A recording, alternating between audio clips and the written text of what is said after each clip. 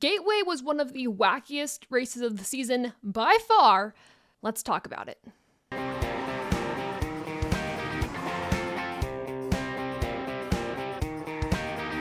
Sunday was weird, to say the least. We had a few red flags, whether it was for lightning or wrecks. Technology went out at Worldwide Technology Raceway. The only thing that remained consistent during this race was the dominant performance by Kyle Busch, capturing his third win of the season. He becomes the winningest driver of 2023, tied with William Byron. There were a few stats in the broadcast I thought were worth mentioning because I like looking at numbers. I think it's really neat. I also like fun facts. So here we go. So Kyle Busch, this is his 63rd career Cup Series victory. This also makes 11 seasons in the Cup Series where he's been able to win 3 races or more in one season. This is the 25th different track in the Cup Series that Kyle Busch has been able to win at, and the 9th time he's won a race from the pole position. This is the 116th win for RCR and Randall Burnett, his crew chief. This was his home track, so a great win for that 8 team. When looking at the results of this race, somebody pointed out to me on Facebook a really neat statistic. That is, there are 7 different teams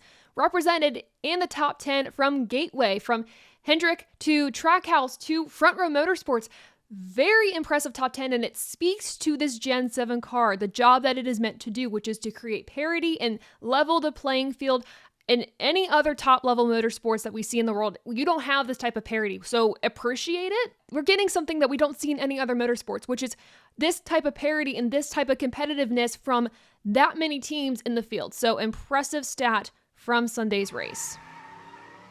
Following Kyle Busch, we have Denny Hamlin, then Joey Logano in 3rd, Kyle Larson in 4th. All weekend long, he said he was awful. They practiced horribly. They qualified horribly. The start of the race, he was going backwards. It was not a good look for the 5 team. They were not having a good time, just straight up. But obviously, we know Kyle Larson. He's able to fight back from really anything, had a great top 10 finish. And the season has been anything but perfect for that 5 team. They have 2 wins, yes, one of those being All-Star, or I guess adding on an All-Star win to this.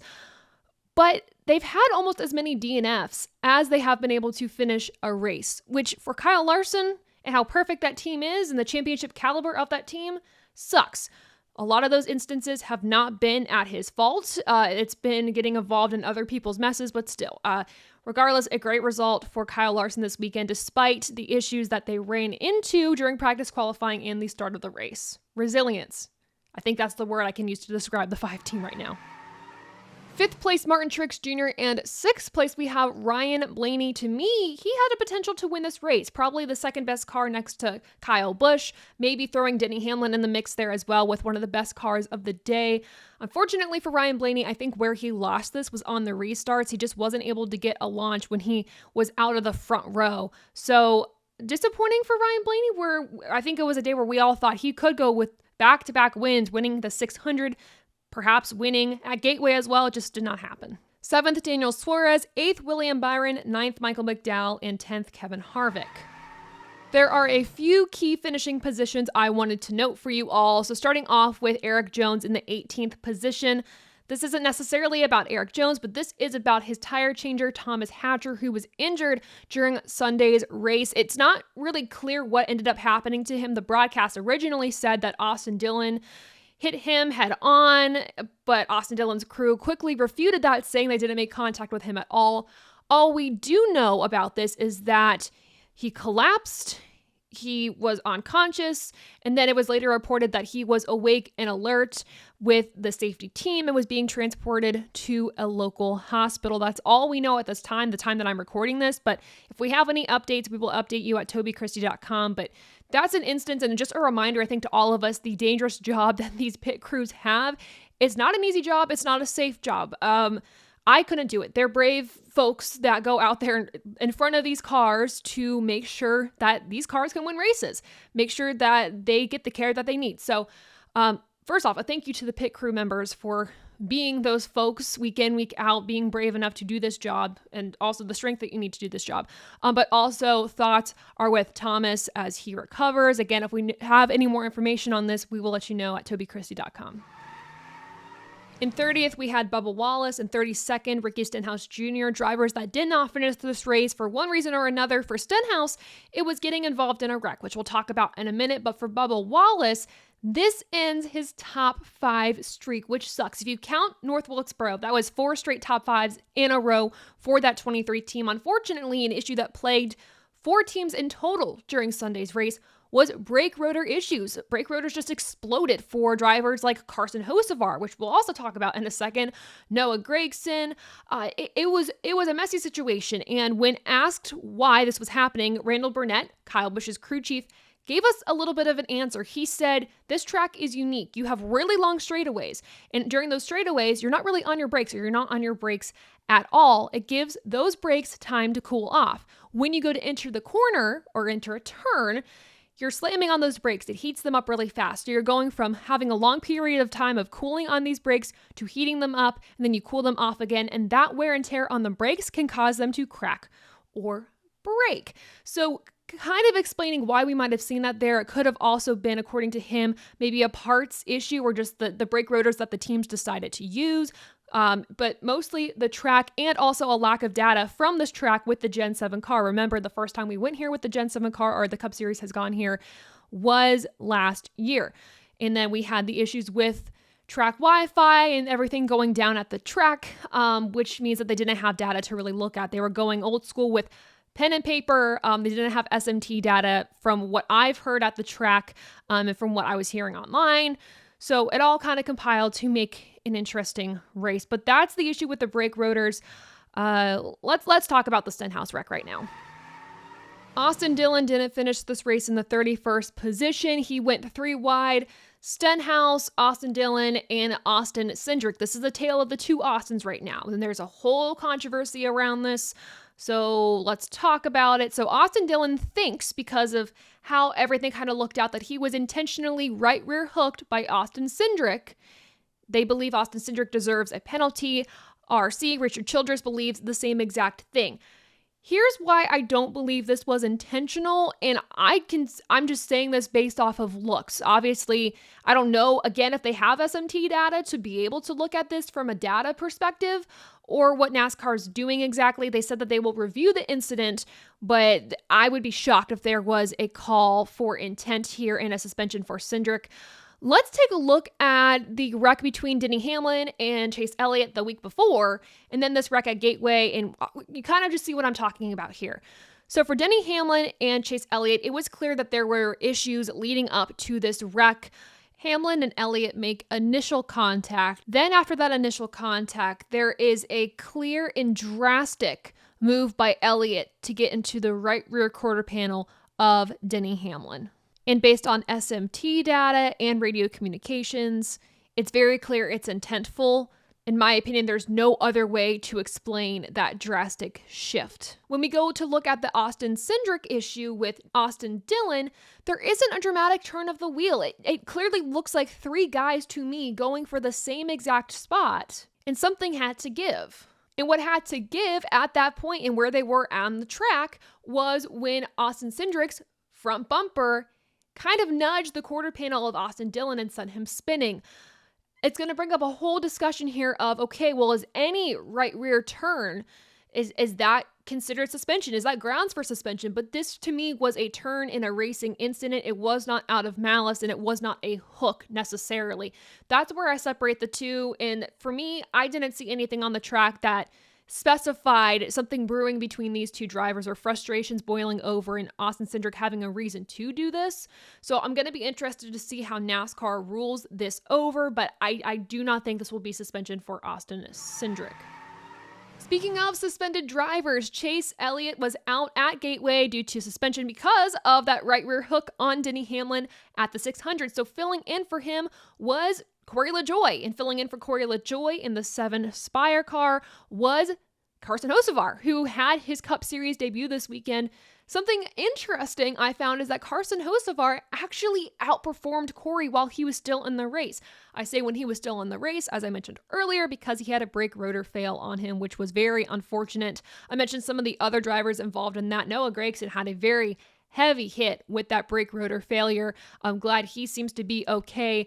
But Carson Hocevar did decently well, actually, better than decently well in his Cup Series debut in that Spire equipment. Corey LaJoie struggled for the first half of the race and actually pretty much for a majority of the race, ended up getting a 21st place finish, which is not that bad.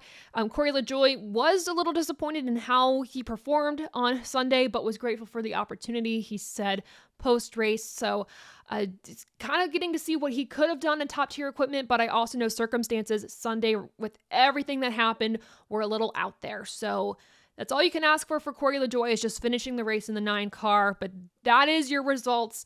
Let's go into a points discussion with a news story that we got to talk about because it involves the points. So let's dive into it. NASCAR handed out one of the biggest penalties in their history this past week to Chase Briscoe in the number 14 team. They were issued an L3 level penalty. This is the highest penalty NASCAR can give out. The penalty was handed out because of a counterfeit Gen 7 part, which is a major no-no. If you remember, I talked about earlier, the whole point of this Gen 7 car is to keep things similar throughout the pack. Nobody's making their own parts. It is the same thing. And when a team decides to ditch that idea, it impacts the integrity of the series. So the highest penalty going out to SHR makes sense for something like this. The counterfeit part that we are talking about here was the underwing or a modified duct. And what these parts do is it helps the handling in the pack. And what's ironic about this is that Chase Briscoe did not race well during the 600, so whatever was modified with those parts didn't help him at all with handling through racing in the pack. So very, very interesting there, and the penalty is steep, as I said. So here's the specifics with that. Briscoe was assessed with a 120 loss in drivers and owners points, also a loss of 25 playoff points. The crew chief of this, Johnny Klausmeier, was issued a $250,000 fine and a 6-race suspension. Listen, it was just a matter of time before a team was caught counterfeiting parts, let's be real, and that's why this penalty was in place. It's to maintain the integrity of the series and the series with this Gen 7 car. It just so happens Stewart-Haas Racing was the first to get caught. And what's really unfortunate about this is Chase Briscoe had a chance to make it into the playoffs on points. Before Gateway, before this penalty was announced, he was -4 under the cutoff line. He was the first one under 17th in the playoff position. After that penalty was announced, he dropped to 31st in points. The only chance of him making it into the playoffs, as is with anybody really, is you win and you get in. However, even if he makes it into the playoffs, he's going to have to win a race in each round of the playoffs to proceed forward. So if he doesn't win a race in the round 1, he's screwed. He literally has no chance possible, which I guess is good for your competitors if Chase Briscoe makes it in, because that's a sure thing that one guy will not make it to the next round. That's a better chance for you. But still, that sucks. I really hate it for Chase Briscoe because, like I said, he had a shot to make it in on points even if he didn't get a win this season. But now he has to get a win to make it farther into the playoffs. But that is your update, major points-wise, before Gateway. Now let's get into the points after Gateway. The notable movers here is Kyle Busch moves ahead of Larson in the playoff standings. They swap spots. Blaney also jumps from 7th to 4th on the playoff grid. And Daniel Suarez and Alex Bowman swap places around the cutoff line. Suarez is now above +6, having a pretty good day. Bowen -6. So what did we think of this race? Well, it was a 300-mile race that ended up being over 3 hours long, which to me, on par, kind of not on par. What was supposed to be a sprint turned into a marathon with this race at Gateway, which there was a lot of things that were out of NASCAR's control, out of the team's control with the internet and everything going down at the track, which created a logistical nightmare for the broadcast, for the teams. We had the weather. I already mentioned all of this to you, but it did truly break up the action that we saw in the race, which in turn affected the product that we saw. The thing that I liked about this race, though, was the restarts. I say this for every track because it's the most action-packed part of the race, is we had drivers that were side by side for maybe 3 or 4 laps, maybe 5 laps, trying to figure out who was going to get first position. And with that, and the most exciting part of that, is you could have started on the outside or on the inside, and there was no clear advantage all the time. It was truly who had the best car on the restarts, not which one was the best racing line, which I love to see. It made things really interesting and unpredictable. The racing in the mid-pack was also decent. There was a lot of people trying to go 3 wide. It did not work in most cases. Sometimes it did. And it made for really just moments where I was just cringing in my seat, or I was like, oh, that's not going to work. It made for tense moments during the race, which was also exciting to watch as a fan. But overall, though, This race was all right. Not every race can be a home run, and I'm contemplating the rating I'm giving, or I'm about to give, I guess, because I feel like it's a little too low, but I want to know what you think. I'm going to give this race a 55%. That's still above the yellow line, but just, again, wasn't a home run of a race, but that's fine. They can't all be, and I know the circumstances that happened on Sunday, a lot of them were out of NASCAR's control, but 55%, what do you think? Let me know. That does it for this episode of Above the Yellow Line. What did you think about everything we talked about, from the incidents between the two Austins? We have the conversation revolving around the Briscoe penalty, what you thought of the race. I talked about a whole bunch of stuff during this episode, so let me know your thoughts in the comments below. This Thursday, we are doing a live stream. I'm finally finishing this Lego set that I have right behind me, the NASCAR 75 Lego Technic build. So tune in Thursday night at 7 p.m. Eastern Time to chat about NASCAR, chat about life, whatever we want to talk about. Let's talk about it while building some NASCAR Legos. Make sure to follow me on my social media accounts for updates when we post. I should also have a vlog coming out this week from the 600, so stay tuned from that. And follow TobyChristie.com for up-to-date NASCAR news and more. Also, make sure to check out the link in my bio for more ways to support myself and the channel, and all other platforms that we have here at Above the Yellow Line. But thank you all so much for your support, and until next time, I'll see ya. Want to watch more great motorsports content? Make sure to watch the videos on the screen and click the link in the middle.